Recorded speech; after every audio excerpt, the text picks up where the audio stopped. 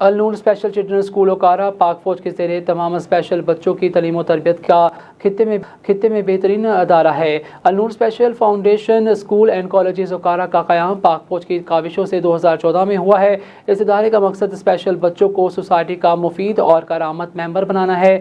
جسمانی، ذہنی معذور اور سماعت و بصارت سے محروم بچوں کے لیے یہ ادارہ قائم کیا گیا ہے۔ تفصیلات کے مطابق اس ادارے میں بچوں کے ووکیشنل اور ایجوکیشنل سکلز کو بہتر بنانے کے ساتھ ساتھ اور کام بھی کیے جاتے ہیں اور ٹریننگ بھی دی جاتی ہے۔ اس ادارے سے فارغ التحصیل ہونے والے طلباء طالبات زندگی کے ہر شعبے میں اپنا لوہا منوا رہے ہیں۔